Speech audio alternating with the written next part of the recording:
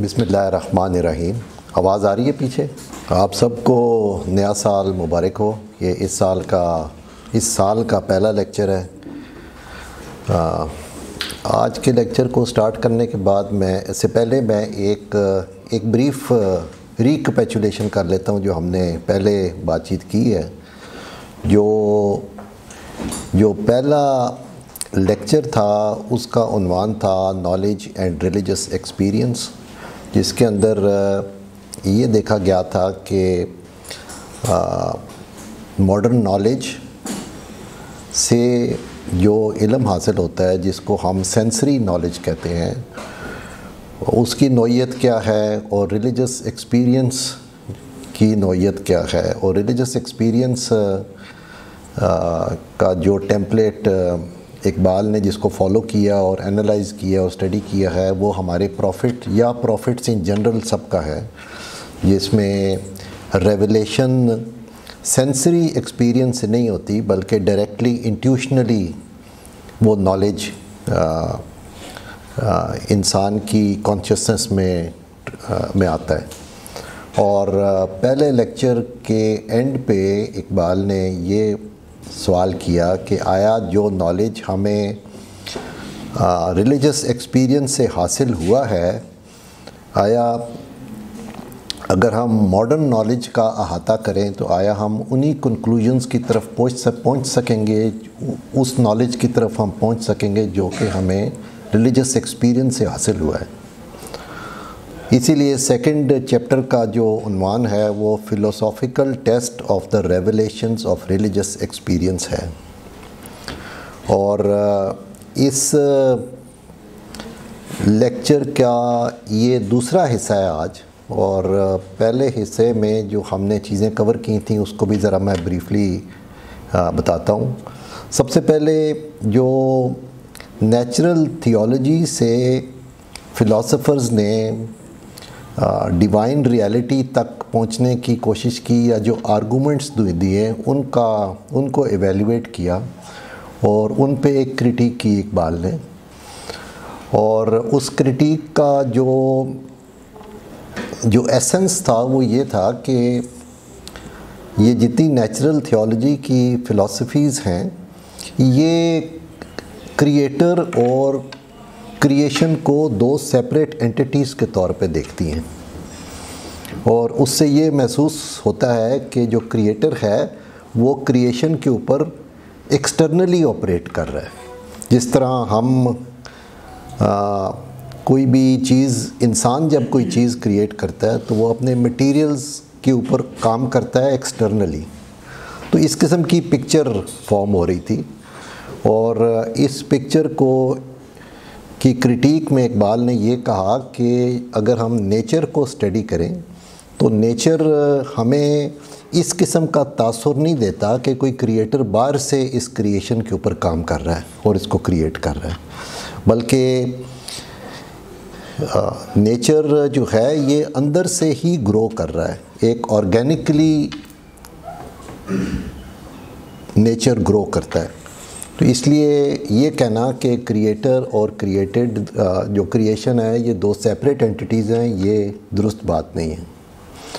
और दूसरा उन्होंने ये कहा कि इंसान की जो सिचुएशन है इसके अंदर थॉट और बीइंग, यानी कि जो चीज़ मैं सोच रहा हूँ, जो मैं कर रहा हूँ, इसके अंदर एक डुअलिटी है। पहले सोच आती है, फिर इंसान कोई काम करता है। तो ये ह्यूमन सिचुएशन की जो एक थॉट और बीइंग के अंदर डुअलिटी है, ये क्रिएटर और क्रिएशन का जो फ्रेमवर्क है उसके अंदर ये नहीं है। उसके अंदर थॉट एंड बीइंग एक चीज़ है, जिसको कुरान कुन फयाकुन भी कहता है,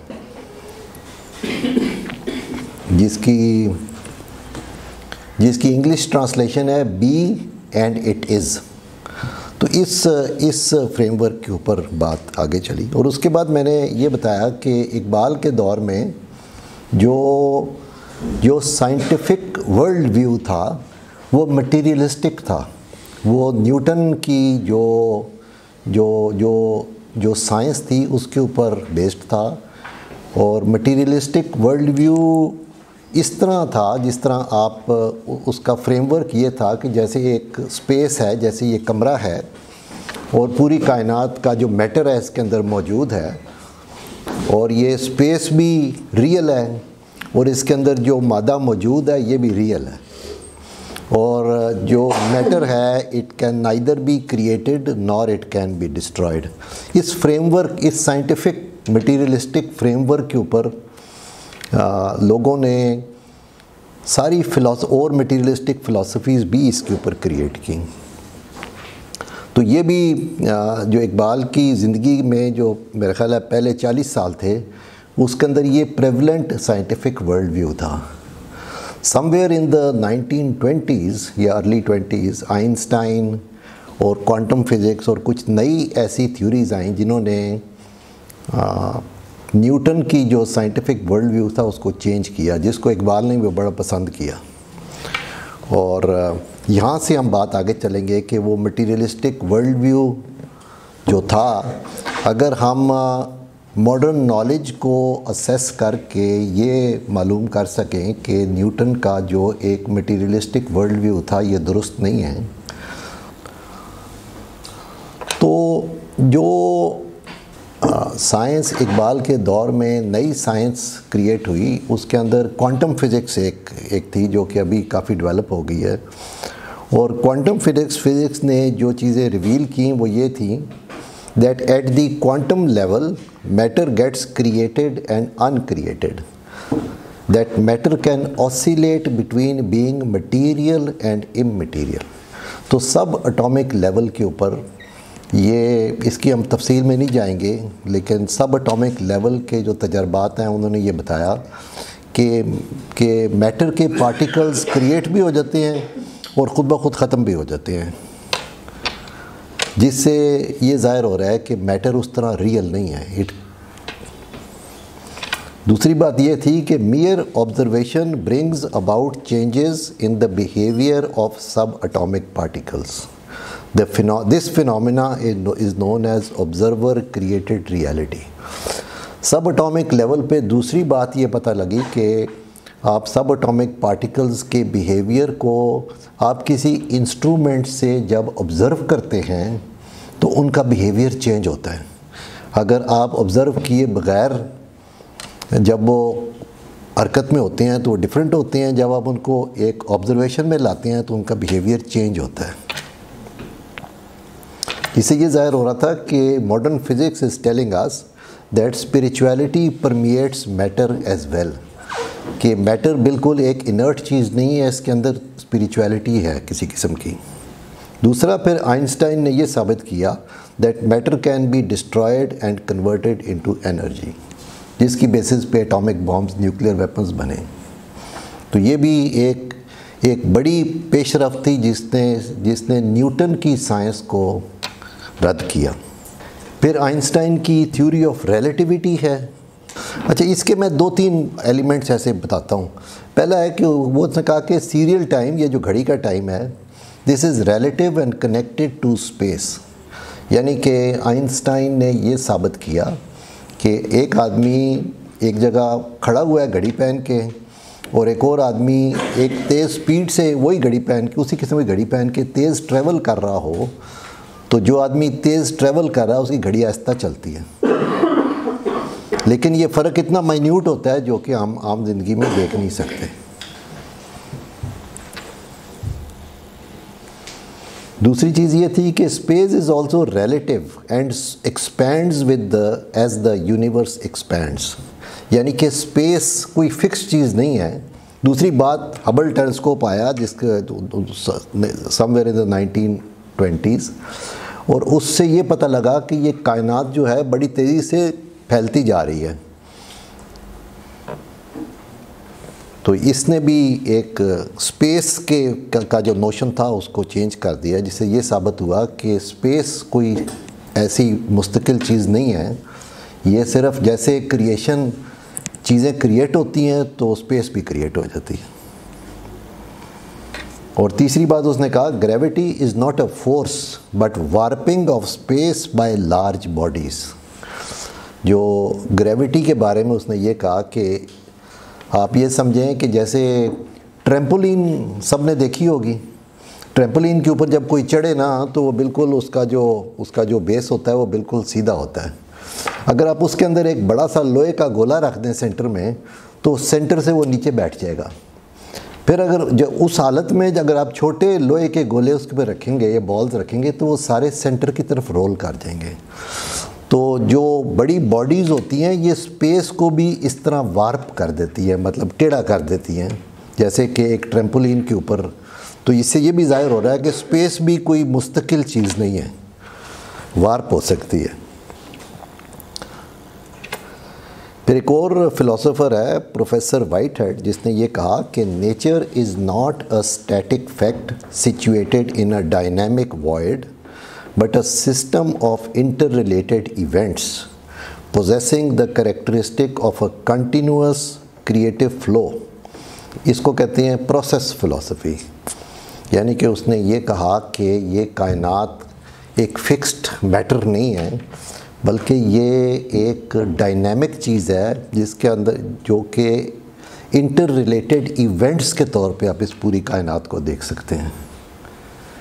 अब ये बात थोड़ी सी मुश्किल है समझनी, इसको एक सिंपल तरीके से मैं एक सिंपल क्रूड सा एक सिंपल एग्जांपल देता हूँ। मसलन एक कार आप देखते हैं, एक कार को आप देखेंगे तो आप कहेंगे कि ये एक यूनिट है, एक स्टैटिक चीज़ है। लेकिन उस कार को आप इमेजिन करें बनते हुए, जैसे कि एक असेंबली लाइन है जो कि स्पेस के अंदर मौजूद है, उसके ऊपर वही कार को उसके बनने के प्रोसेस को आप देखें अगर, तो उसके अंदर वो पीछे से आगे मूव कर रही है, हर स्टेज के ऊपर उसके ऊपर नए पार्ट्स लग रहे हैं और आखिर में वो चीज़ ख़त्म होती है। तो ये जो process of creation of a car है, ये एक system of inter related events हैं। ठीक है, तो ये एक क्रूड एग्जांपल है इस प्रोसेस फिलॉसफी को समझने की। तो इसने भी इसके अंदर 3 वर्ड्स इंपॉर्टेंट है, कंटिन्यूअस क्रिएटिव फ्लो।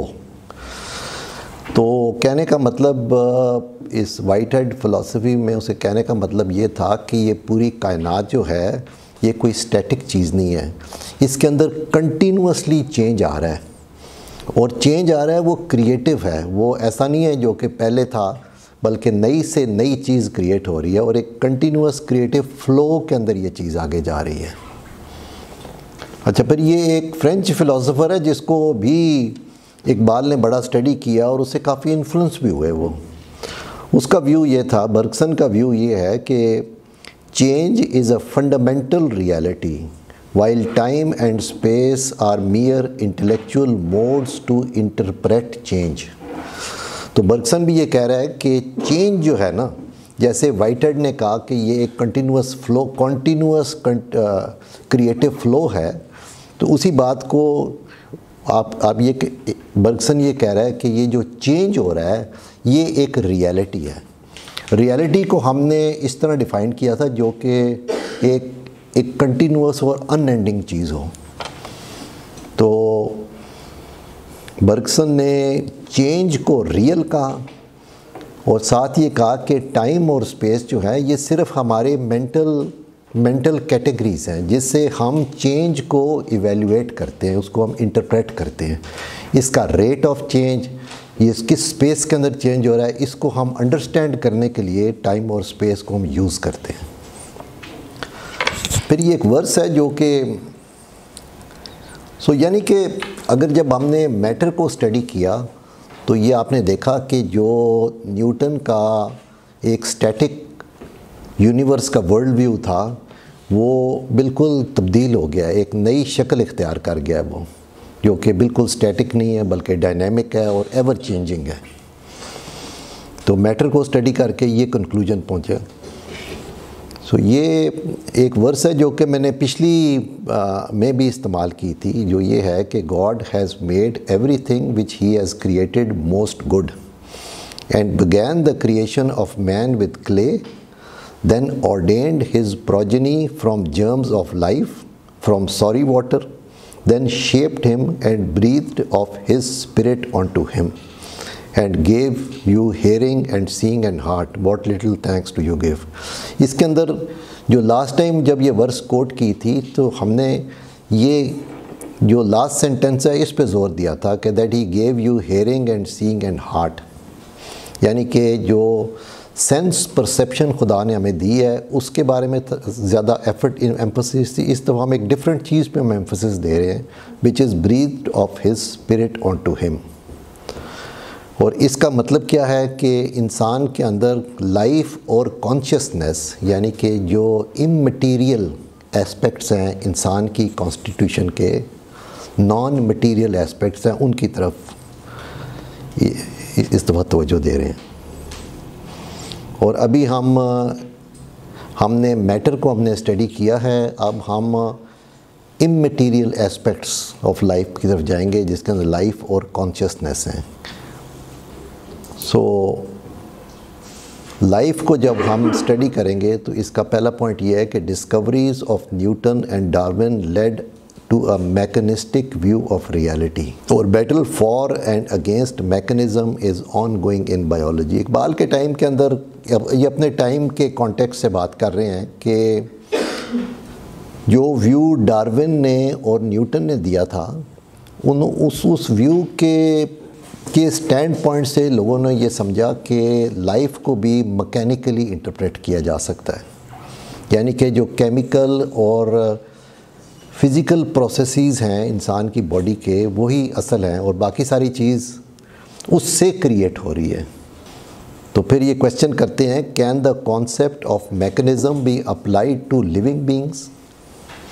और इसके जवाब में कहते हैं, while certain phenomena within a living body can be described as physical and chemical mechanisms, but phenomena like self-maintenance and reproduction cannot be interpreted as mechanisms।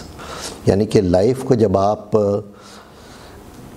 Phenomena of life को जब आप study करें तो बाकी चीज़ें तो शायद आप कहें कुछ मैकेनिकल हैं, लेकिन ह्यूमन बॉडी जिस तरीके से अपने आप को मेंटेन करती है या जिस तरह रिप्रोडक्शन का जो प्रोसेस है वो चलता है, ये ज़ाहिर करता है कि ये एक मैकेनिकल चीज़ नहीं है life.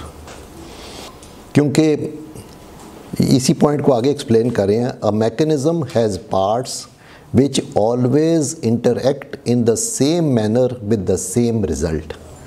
Self-maintenance and reproduction do not fall in this category. Mechanism की डेफिनेशन ये है कि उसके जो पार्ट्स हैं वो एक ही तरीके से इंटरेक्ट करते हैं और उसका एक ही रिज़ल्ट निकलता है। तो अगर इंसान की जो रिप्रोडक्शन का जो मैकेनिज़्म है और उसका जो रिज़ल्ट है वो ये बिल्कुल ज़ाहिर नहीं करता कि इंसान एक मैकेनिज़्म है। Human body is not a mechanism. Life's factual wholeness is both a unity and a plurality. It has purposive processes of growth, adaptation and procreation which are unthinkable in the case of a machine। यानी कि life एक whole है जिसके अंदर unity भी है और plurality भी है। यूनिटी और प्लूरैलिटी का मतलब यह है कि यूनिटी इंसान एक बज़ाते खुद एक इंडिविजुअल एक यूनिट होता है, लेकिन चूँकि वो रिप्रोड्यूस करता है इसलिए उसके अंदर एक एलिमेंट ऑफ प्लूरैलिटी भी है। और ये जो इंसान की बॉडी के जो प्रोसेसेस ऑफ ग्रोथ हैं, अडेप्टेशन है जिस तरीके से अडेप्ट करता है, और प्रोक्रिएशन यानी कि रिप्रोड्यूस करता है, ये एक मशीन का जो एक फ्रेमवर्क है उसके अंदर ये फिट नहीं बैठते। फिर लास्ट पॉइंट कह रहे हैं कि life is foundational and anterior to the physical and chemical processes form during a long period of evolution. So last बात ये कह रहे हैं कि लाइफ जो है ये फाउंडेशनल है। ह्यूमन बीइंग के कॉन्टेक्स्ट में life is foundational and anterior. Anterior मतलब कि पहले ये है।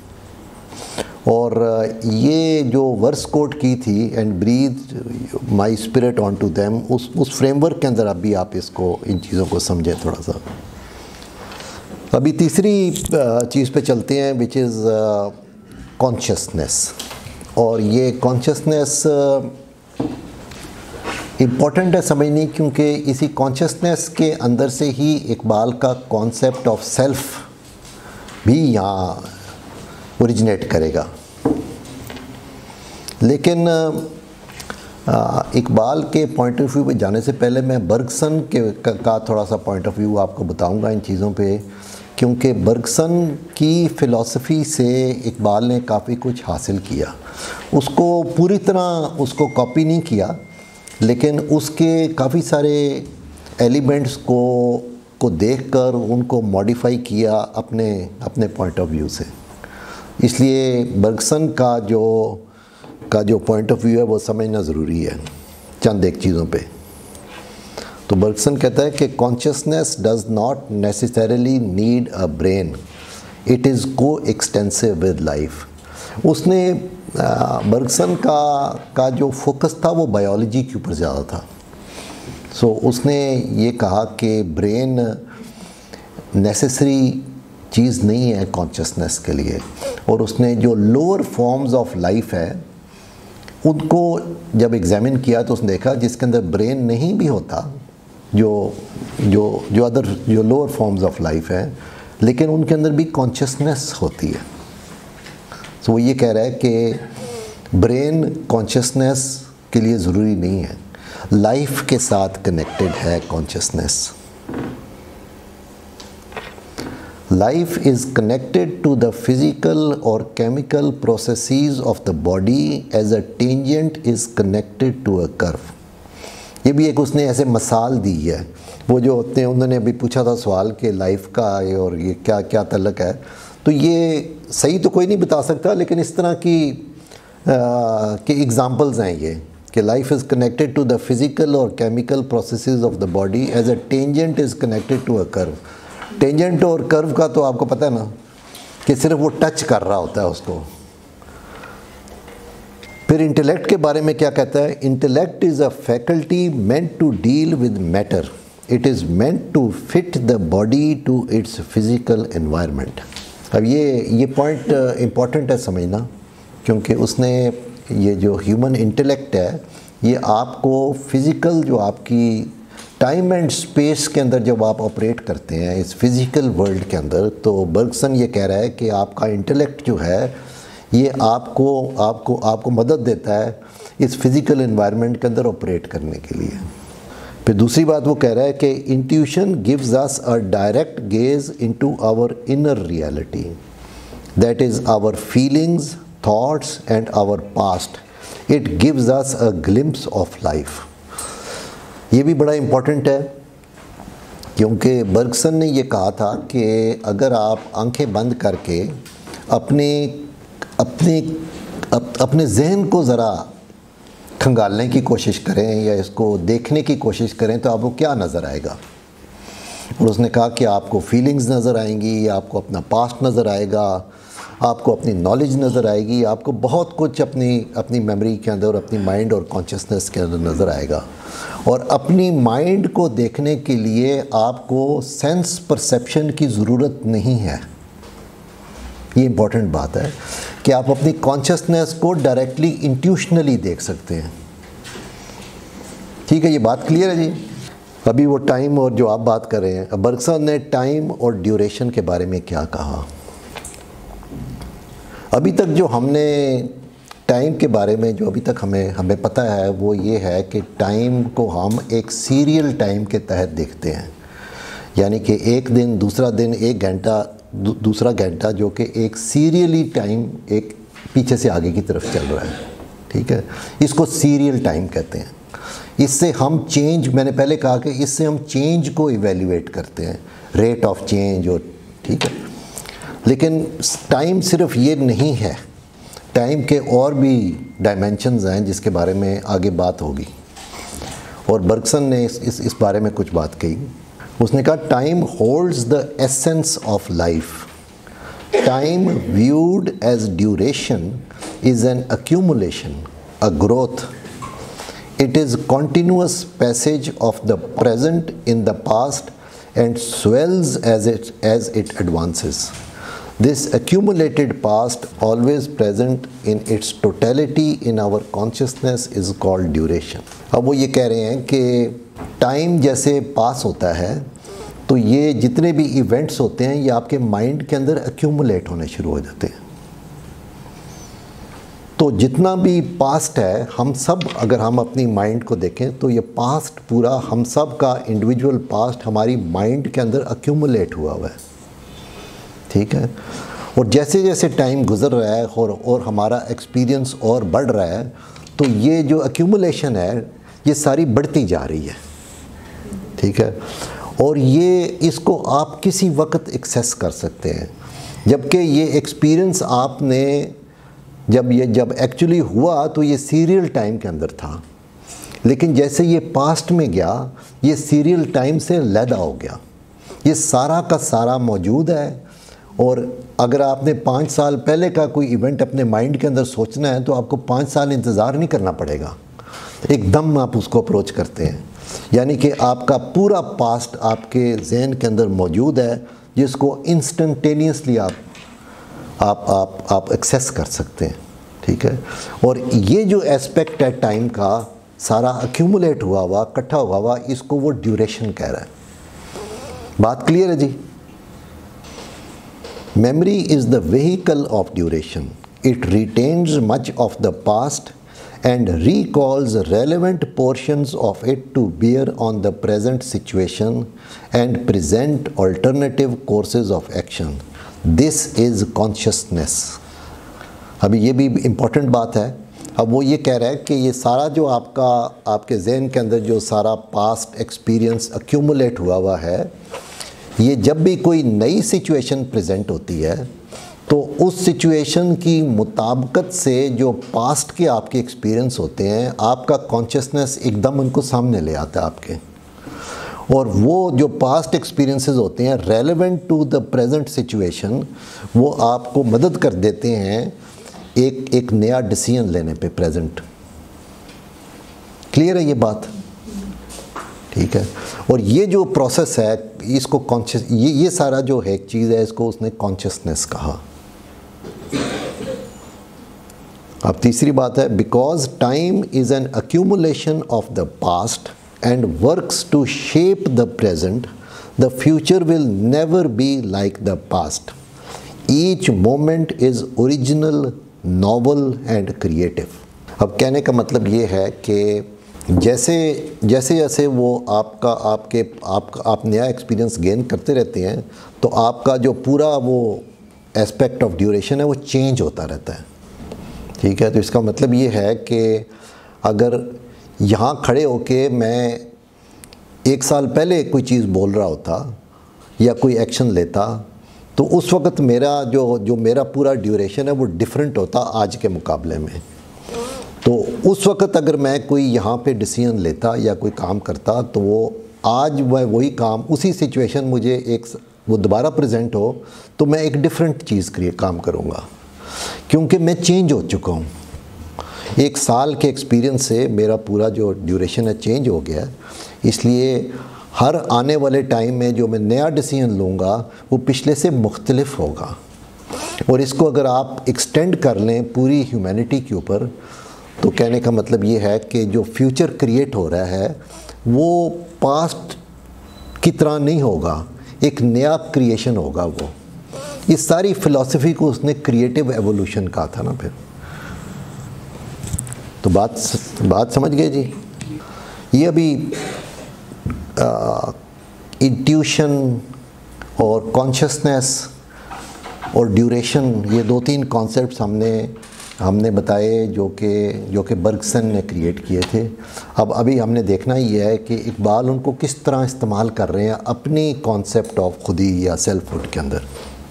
As nature is external to the human beings there are grounds to be sceptical about its reality, but human perception about himself is real, internal, intimate and profound. मतलब है कि अगर एक जो चीज़ मुझे बाहर नज़र आ रही है उसमें मुझे शक हो सकता है कि भाई दुरुस्त है, नहीं है, कैसी है, क्या नहीं है, लेकिन मुझे अपने अंदर जो चीज़ नज़र आ रही है उसके बारे में मैं ज़्यादा श्योर होता हूँ, ये बात कही जा रही है। ठीक है जी। क्या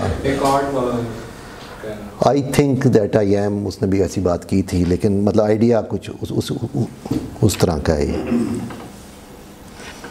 Thus human beings' inner life and its passage in time is real.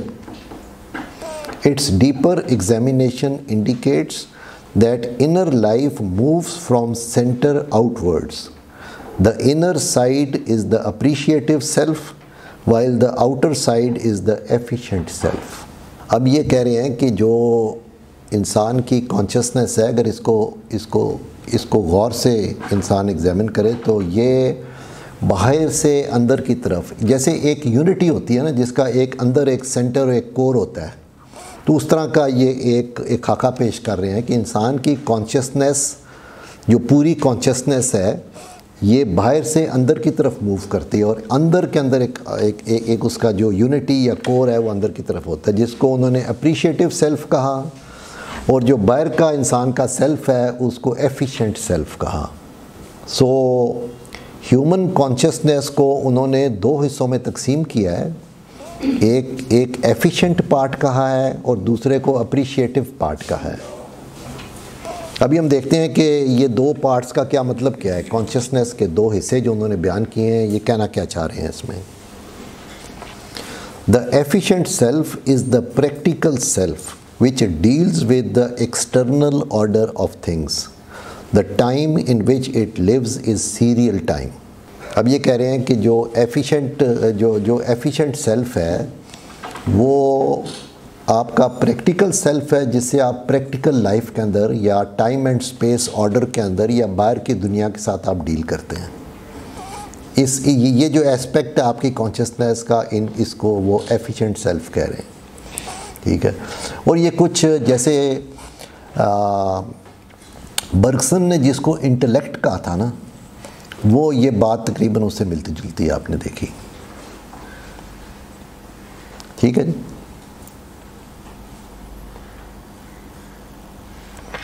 अभी जो दूसरा एस्पेक्ट है द अप्रिशिएटिव सेल्फ, ये क्या है। Being over-absorbed in the external order of things, we fail to recognize our appreciative self. अब वो ये कह रहे हैं कि इतना हम इस टाइम एंड स्पेस ऑर्डर के अंदर, इस दुनियावी काम के अंदर इतने हम मैव होते हैं, और हमारा एफिशिएंट सेल्फ इतना एक्टिव होता है कि हम हमारा जो अप्रिशिएटिव सेल्फ है उसके बारे में हम नहीं जान सकते या कम जानते हैं उसको। In deep meditation and by holding our efficient self in abeyance, we sink into our deeper self and reach the inner center of our experience. यानी कि अगर आप बाहर की दुनिया से आंखें बंद कर लें या अपना ज़हन वहाँ से हटा दें और फिर डीपली मेडिटेट करें, तो फिर आप अपना जो आपका अप्रिशिएटिव सेल्फ है, जो आपका सेंटर है, जो आपका कोर है, उस तक आप रसाई हासिल कर सकते हैं और उसको पहचान सकते हैं। The inner centre of our experience. अब इसके अंदर क्या है, in it the states of consciousness are a unity. All experiences exist not as a plurality but as a unity continuously permeating the whole.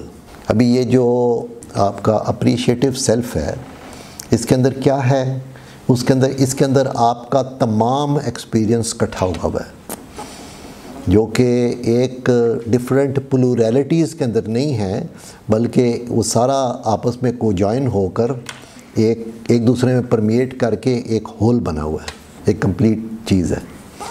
और ये आप किसी हद तक आप कह सकते हैं कि ये वही बात है जो कि बर्गसन ड्यूरेशन जिसको कह रहा था। The multiplicity of experiences exists not quantitatively but qualitatively.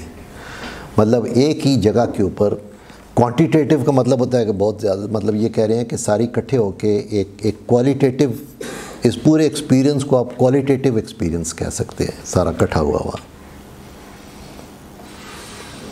There is movement and change, but the elements interpenetrate and are non-serial in character. यानी कि इसके अंदर जितनी भी इनपुट आ रही है वो पुराने जो आपका होल था उसके अंदर ऐड होती जा रही है, जैसे वो ड्यूरेशन में था, और एक आपका पूरा जो आपका एक्सपीरियंस है वो पूरा रीशेप होता जा रहा है, स्लोली रीशेप हो रहा है, ठीक है। और ये नॉन सीरियल का मतलब है कि एक के बाद दूसरा नहीं है, बल्कि सारी चीज़ इकट्ठी हुई हुई है, इंटरपेनिट्रेट करके एक होल बना हुआ है। अब ये बात आगे चल रही है, it means that time of the appreciative self is a single now, it may be termed as pure duration. ये बात भी इसी मिलती जुलती बात पहले हो चुकी है कि ये जो आपका पूरा अप्रिशिएटिव सेल्फ जो है ये एक नाव की शक्ल में आपके सामने मौजूद है, और इसको आप प्योर ड्यूरेशन कह सकते हैं। The appreciative self existing in pure duration synthesizes all the heres and nows into a coherent wholeness of personality। मतलब ये सारा जो आपका एक्सपीरियंस है ये एक कोहेरेंट होल के तौर पर है और आपकी पर्सनैलिटी को कंटिन्यूसली शेप कर रहा है ये। सो फाइनली कह रहे हैं कि pure duration is this a coherent wholeness in which past is not left behind but is moving along with and operating in the present with the future given to it as an open possibility। यानी कि ये जो पूरा आपका experience है जिसको एक coherent wholeness पे तौर पे कह रहे हैं, ये पीछे रह नहीं गया, लेकिन प्रेजेंट के अंदर ये मौजूद है और फ्यूचर को ये शेप कर रहा है। तो इसका मतलब है कि जो फ्यूचर है इसको आप एक ओपन पॉसिबिलिटी के तौर पे देख रहे हैं और आपका प्रेजेंट और पास्ट मिलकर इसको शेप कर रहा है फ्यूचर को। But is moving along with and operating in the present. जो पास्ट है वो प्रेजेंट के साथ चल रहा है और प्रेजेंट के अंदर ऑपरेटिव है, और फ्यूचर क्या है, with the future given to it as an open possibility. यानी कि आपके पास एक फ्रीडम है, आपके पास एक फ्री विल इंडिकेट कर रहे हैं कि आपके पास एक एलिमेंट ऑफ क्रिएटिवनेस है जो कि आपका पास्ट आपको मदद दे रहा है नए डिसीजंस लेने में और फ्यूचर क्रिएट करने में। अब कॉन्शियसनेस के बारे में इसको कंक्लूड किस तरह करते हैं। Consciousness is a purely spiritual principle of life which is not a substance but an organizing principle essentially different from an externally worked machine। मतलब कॉन्शियसनेस कोई सब्सटेंस नहीं है, ये एक ऑर्गेनाइजिंग प्रिंसिपल है, एक इममटेरियल चीज़ है जो कि आपकी लाइफ को ऑर्गेनाइज कर रही है, आपके एक्शंस को कोऑर्डिनेट कर रही है। और ये बात उसी बात को रीइंफोर्स कर रहे हैं कि वो जो एक मशीन का कॉन्सेप्ट होता है वो नहीं है, ये ऐसी फैकल्टी है जो कि एक ओरिजिनल और नई चीज़ क्रिएट करती है, जबकि मशीन या मैकेनिस्टिक जो चीज़ होती है वो चीज़ों को रिपीट करती है। तो this is not repetitive, it is original, it creates new things. Consciousness as pure spiritual energy cannot be practically perceived. It thus reveals its immanence in a definitive combination of sensible elements। क्योंकि consciousness वो कह रहे हैं कि एक spiritual चीज़ है, एक non material चीज़ है, तो उसको आप perceive नहीं कर सकते, डायरेक्टली आप वो perceive नहीं की जा सकती। तो वो एक कॉम्बिनेशन ऑफ सेंसिबल एलिमेंट्स के अंदर वो इमिनेंट होती है। और इमिनेंस के ऊपर मैं पहले भी काफ़ी बात कर चुका हूँ कि इमिनेंट क्या चीज़ होती है। तो ये जो आपकी कॉन्शियसनेस है ये आपकी फ़िज़िकल बॉडी और इसकी ऑपरेशन और आपके एक्शंस और आपकी बातचीत इन सब के अंदर इमिनेंट होती है ये। तो कॉन्शियसनेस के बारे में ये है। The whole of consciousness involves the past operating in the present and directed with a purpose into the future. Thus, both past as experience and future as purpose simultaneously operate in our present state of consciousness। सो अब ये कह रहे हैं कि एक wholeness के अंदर consciousness क्या है, और कह रहे हैं कि जो आपका पास्ट है वो आपके प्रेजेंट के साथ ऑपरेट कर रहा होता है, और फ्यूचर एक पर्पस के तौर पे नज़र आ रहा होता है, उसको अटेन करने के लिए आगे चल रहा होता है। Thus both past as experience and future as purpose simultaneously operate in our present state of consciousness। यानी कि प्रेजेंट स्टेट ऑफ कॉन्शियसनेस जो है, इसके अंदर पास्ट आपके साथ मौजूद है और फ्यूचर आपको एक पर्पस के तौर पर नज़र आ रहा है और उसकी तरफ आप एडवांस कर रहे हैं। तो बेसिकली बर्गसन और इकबाल के अंदर फ़र्क ये था कि बर्गसन ने जो फ्यूचर की तरफ जो एक मूवमेंट थी उसको कोई इतना क्लियरली डिफ़ाइन नहीं किया। उसने कहा, तो इकबाल के ख़्याल में कॉन्शियसनेस जो है ये, इसका ऑपरेशन जो है ये एंड्स और पर्पसेस के बग़ैर कोई मानी नहीं रखता। इसलिए वो ये बात कह रहे हैं कि एंड्स और पर्पसेस को मद्देनज़र रख कर आपकी कॉन्शियसनेस उसकी तरफ आपको लेके जा रही होती है। और हम ये सारी चीज़, मैं इस स्टेज पे दोबारा बात करूँ, ये सारी बातचीत हो रही है कि हम अल्टीमेट रियलिटी को समझने की कोशिश कर रहे हैं अपने एक्सपीरियंस से, जो हमारा साइकिक एक्सपीरियंस है, जो हमारा लाइफ के बारे में एक्सपीरियंस है, और जो हमने मैटर को देखा है या कायनात जिस तरीके से मूव कर रही है। ये सारी चीज़ें हम क्यों डिस्कस कर रहे हैं? हम इसलिए डिस्कस कर रहे हैं कि हमें एक इंटेलेक्चुअली एक सेंस मिले क्रिएटर के बारे में। और ये बात भी पहले हुई थी कि, और कुरान में भी ये बात आई है कि किसी भी क्रिएटेड चीज़ को देखकर और उसको स्टडी कर कर आप क्रिएटर के बारे में कोई अंदाज़ा लगा सकते हैं। तो ये जो बात एक की थी, उसी का ये चैप्टर भी इसी कॉन्टेक्स्ट के अंदर है कि हम क्रिएटर के बारे में अंदाज़ा लगा रहे हैं क्रिएटर को स्टडी कर कर। जिस तरह हम क्रिएशन को और अपने आप को एक्सपीरियंस कर रहे हैं, इस सारे एक्सपीरियंस को एनालाइज कर कर हम क्रिएटर के बारे में अपनी कॉन्शियसनेस को डेवलप कर रहे हैं। A state of attentive consciousness involves both memory and imagination as operative forces। ये भी पिछली वाली बात से मिलती जुलती है कि मेमोरी पास्ट के बारे में है और इमेजिन हम फ्यूचर को कर रहे होते हैं। तो कॉन्शियसनेस जो है, जो कंप्लीट होल कॉन्शियसनेस है, इन दोनों एलिमेंट्स के साथ कंप्लीट होती है कि मेमोरी भी हो और इमेजिनेशन जो कि फ्यूचर के बारे में है वो भी हो। On the analogy of our conscious experience, reality is not a blind vital impulse. Rather, its character is thoroughly teleological. So अब ये बात है कि हम अपने इस एक्सपीरियंस को देखकर हम ये अंदाज़ा कर सकते हैं कि जो रियलिटी है, अल्टीमेट रियलिटी है, ये कोई ब्लाइंड वाइटल इम्पल्स नहीं है। ब्लाइंड वाइटल के मतलब किसी तरफ भी चली जाए, क्योंकि बर्गसन ने कोई अपने पूरा इतना अच्छा एनालिसिस करने के बाद जो उसने कंक्लूजन ड्रॉ किया था वो कुछ इस तरह का था कि लाइफ या रियलिटी जो है ये एक ब्लाइंड इम्पल्स है, ये बस हर तरफ चल रही है, कोई उसको एक डायरेक्ट पर्पस नहीं दिया था। तो उससे यहाँ पे इकबाल की थोड़ी सी डिफरेंस ऑफ ओपिनियन था, और कुरान की मदद से या कुरानिक पॉइंट ऑफ व्यू को उन्होंने इनकॉर्पोरेट किया इसके अंदर कॉन्शियसनेस को एक्सप्लेन करने के लिए, जिसके अंदर फ्यूचर टेलियोलॉजी और टेलियोलॉजिकल फ्यूचर की बात इसलिए यहाँ पे भी उन्होंने कही है।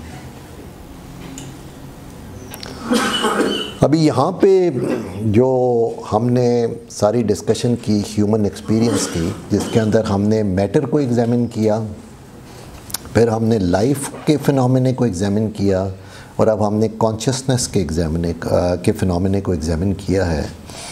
और अब इन तीनों चीज़ों को एग्जामिन करने के बाद हम अल्टीमेट रियलिटी का एक इंटेलेक्चुअल व्यू लेने के काबिल हो गए हैं कि हम किसी हद तक इंटेलेक्चुअली ग्रास्प कर सकते हैं अल्टीमेट रियलिटी को। The ultimate reality is thus pure duration, in which thought, life and purpose interpenetrate to form an organic whole. अभी अल्टीमेट रियलिटी को जो एक मिनिएचर रियलिटीज़ हमने इंसान के अंदर या इंसान के अंदर जो देखी थी, इसको एनलार्ज करके वो अल्टीमेट रियलिटी के कॉन्टेक्स्ट में बयान कर रहे हैं कि ultimate reality is pure duration in which thought, life and purpose interpenetrate to form an organic whole. It cannot be conceived as a unity except as the unity of a self, an all-embracing concrete self which is the source of all individual life and thought. अब दूसरी important बात ये है कि ये कई philosophers ने जब अल्टीमेट रियलिटी को इमेजिन किया तो उन्होंने कहा एक कॉस्मिक रियलिटी के तौर पे उसको किया, जिसकी कोई पर्सनैलिटी या यूनिटी नहीं थी. एक ऑल परवेसिव रियलिटी कई लोग इमेजिन करें, तो उस पॉइंट ऑफ व्यू को भी फिलोसॉफिकली इकबाल मतलब क्रिटिक करके ये कह रहे हैं कि it cannot be conceived as a unity except as the unity of a self. यानी कि अल्टीमेट रियलिटी जो है वो एक सेल्फ के कॉन्टेक्स्ट में आप उसको देख सकते हैं, तभी वो यूनिटी होगी. सही. To exist in pure duration is to be able to say I am. Man's I amness arises out of the distinction between the self and the not self. मतलब मैं अपने आप को I am अगर कह रहा हूँ तो मैं अपने आप को I am आप लोगों के रिलेशनशिप से कह रहा हूँ, because I am not. There is a not self that is in front of me. I distinguish myself as an I am because there is an opposing non-self in front of me, and that is true with everybody. तो ये बात कह रहे हैं, एक distinction होती है human self की जो कि एक लिमिटेड सेल्फ है, उसकी डिस्टिंक्शन ही है कि there is a not self all around him. The ultimate self can dispense with all the worlds. Hence the not self does not present itself as a confronting other to him. Nature is not the other to him. Rather it is a passing moment in the life of the ultimate reality. यानी जो हमने critic देखी थी natural theology की, उसका आप correlation इस point के अंदर देखें, क्योंकि क्रिटिक उन्होंने यही की थी कि जो क्रिएटर है और क्रिएशन है ये they are not opposing each other. तो उससे बात ये कह रहे हैं कि जो अल्टीमेट सेल्फ है उसके लिए एक नॉट अपने आप को रिकग्नाइज करने के लिए या एग्जिस्ट करने के लिए एक नॉट सेल्फ की ज़रूरत नहीं है. यानी कि अल्टीमेट सेल्फ बेनियाज है, जो कुरान में कई जगह आता है. ठीक है जी. तो बात उसको एक लॉजिकली एक्सप्लेन कर रहे हैं. Nature is not the other to him, rather it is a passing moment in the life of ultimate reality. ठीक है जी. अब nature is not pure materiality. It is a structure of events, a mode of behavior and as such organic to the ultimate reality. Pure materiality तो पहले ख़त्म हो गई थी. Structure of events की हमने बात की थी कि it is a structure of events having a continuous creative flow and a mode of behavior and as such organic to the ultimate reality. Nature is to ultimate reality as character is to the human self. According to the Quran, nature is the habit of Allah. जैसे इंसान का और इंसान के character का एक तल्लक है, जो कि इंसान का कैरेक्टर उसके बिहेवियर को डिफ़ाइन करता है ना. इसी तरह नेचर जो है वो कह रहे हैं कि अल्लाह के बिहेवियर या अल्टीमेट रियलिटी के बिहेवियर को डिफ़ाइन करता है. Nature is the creative activity of the ultimate reality. It is presently finite, but it is it is an ongoing activity. Its infinitude lies in its boundless potential for growth. As the Quran says, verily unto thy Lord is the limit. यानी कि अभी तो ये finite है, लेकिन इसकी creativity के अंदर इनफाइनाइट पॉसिबिलिटीज़ हैं. The essence of nature is essentially spiritual. Its knowledge is an insight into the behavior of the ultimate reality and thus is a form of worship. यानी कि जितना आप नेचर को स्टडी करेंगे and you actually get to know the behaviour of the ultimate reality. और इसलिए वो कह रहे हैं कि नेचर को स्टडी करना, नॉलेज गेन करना it's a form of worship. क्योंकि क्रिएटर की क्रिएशन आप स्टडी कर रहे हैं और क्रिएटर को उसके थ्रू अंडरस्टैंड कर रहे हैं. सो कह ये रहे हैं कि modern knowledge is a form of worship.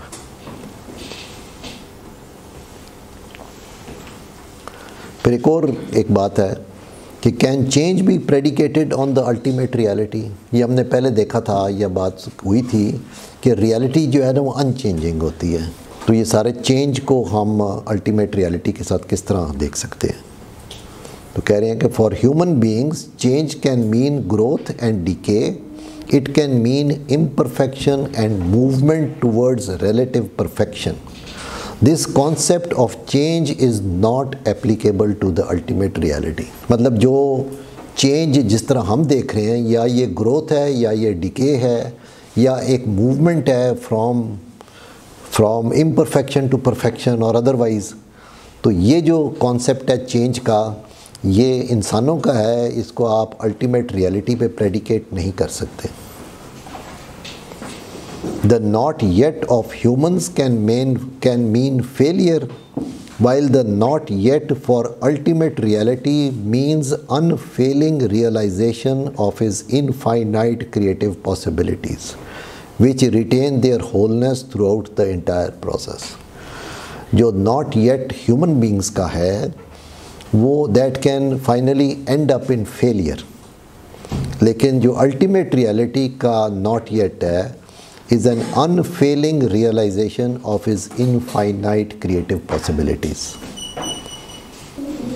Change to the ultimate reality means ceaseless self-revelation within the infinite scope of his creative vision. यानी कि change ultimate reality के लिए क्या है? It is ceaseless self-revelation. So this is a different kind of change that we can relate with the ultimate reality.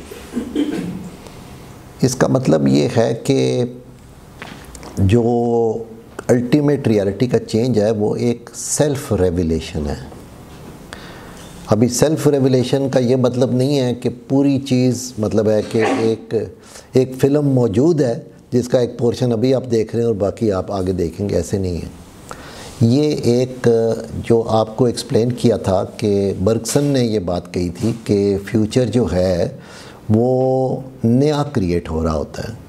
वो नया इसलिए create हो रहा होता है कि इंसान की ड्यूरेशन के अंदर, एक्सपीरियंस के अंदर एडिशंस हो रही होती हैं और every new decision that we take is based on the accumulated experience that we have.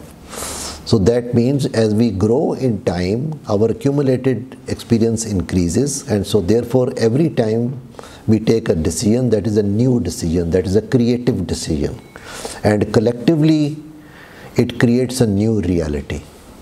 So ये इस concept को आप ज़हन में रखें और ये जो creativity है खुदा की, ये ultimate reality की, वो एक नई creation होती है and उसके अंदर there is a man is the co-worker with him in this.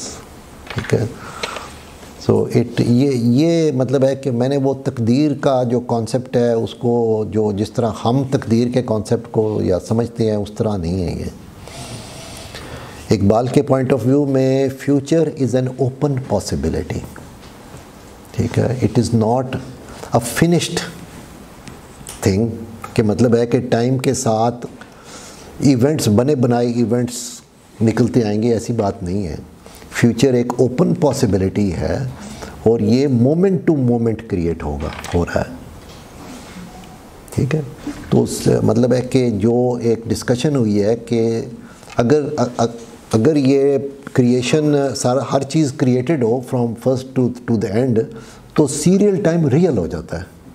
मतलब है कि कल का दिन जो है उसके अंदर सारे इवेंट फिक्स्ड हैं और जब दिन चढ़ेगा तो उस तरह हो जाएगा, उस तरह नहीं है। ये आगे खाने खाली पड़े हैं और ये क्रिएटिव प्रोसेस है जिसके ऊपर सारा एम्फेसिस है। ठीक है। तो it's very different from the way that we think about time and creation. And to interpret this life as an ego is not to fashion him in the image of man. It is to accept that life is not a formless fluid, rather it is an organizing principle of unity, a synthetic force engaged in constructive activity. मतलब इंसान को भी ego का है, तो ये मतलब है कि जब हम कह रहे हैं कि अल्टीमेट रियलिटी की भी अपना एक कोर है, एक पर्सनैलिटी है, तो वो हम अल्टीमेट रियलिटी को हम इंसान के ऊपर फैशन नहीं कर रहे हैं। ठीक है। सिर्फ ये बताने की कोशिश कर रहे हैं कि ये एक कॉस्मिक ऑल परवेसिव एंटिटी नहीं है, ना जिसकी कोई पर्सनैलिटी ना हो।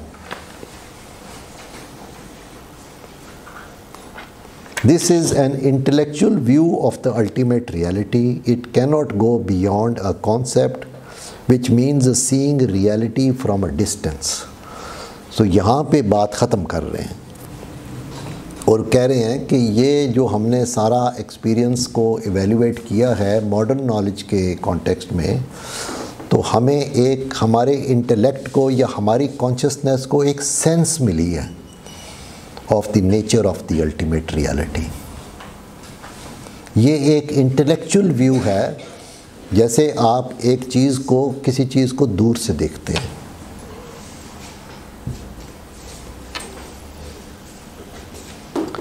और आखिरी बात है कि religion seeks a closer view, a close association and intimate contact with the ultimate reality.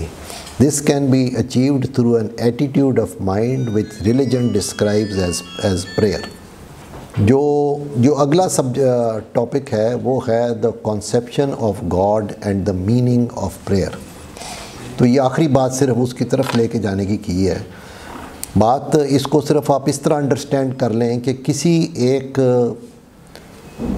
हस्ती के बारे में आप इंफॉर्मेशन तो बहुत सारी ले सकते हैं और खाका बना सकते हैं उसका, लेकिन उससे मिलना या एक इंटीमेट कांटेक्ट कनेक्शन क्रिएट करना एक डिफरेंट बात होती है। तो इसको आप इसी तरह समझ लें कि ये इंटेलेक्चुअली आपने एक व्यू लिया है ऑफ द अल्टीमेट रियलिटी, लेकिन प्रेयर जो है या रिलीजन जो है वो आपको मौका देती है कि आप एक इंटीमेट रिलेशनशिप क्रिएट करें with the creator, which is termed as a prayer. तो यहाँ पे ये ख़त्म होता है जी।